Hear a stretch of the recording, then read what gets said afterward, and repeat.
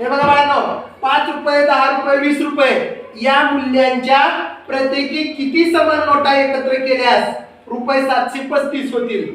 असा जर प्रश्न आला तर आपल्याला लवकर कसं सोडवायचं? तिथं परीक्षेत वेळ कमी असतो, मग काय करायचं? सूत्र वापरून सोडवायचं. आपल्याला खाली पर्याय दिले, बघूया आपण सूत्रानुसार सोडवून पर्यायातलं उत्तर येतं का. आता सूत्र काय म्हणते? नोटांची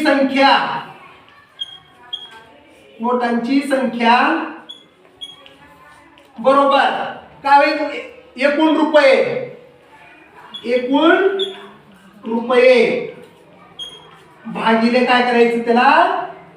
प्रत्येक एका नोटेची बेरीज. प्रत्येक एका नोटेची बेरीज.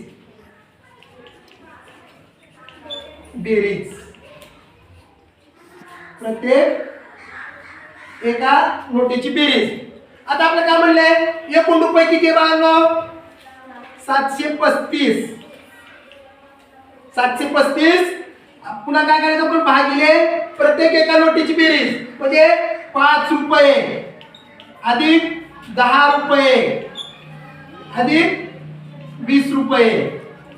या तिन्हींची बेरीज किती झाली बाळांनो? 35 रुपये झाली. 35. मग आपल्याला काय करायचं? खाली 735 भागिले 35. आता याचा भागाकार करूया आपण. 35 एक 35, 35 दोन्ही 70, 35 दोन्ही 70 झाले. उरले 3. आता किती झाले परत?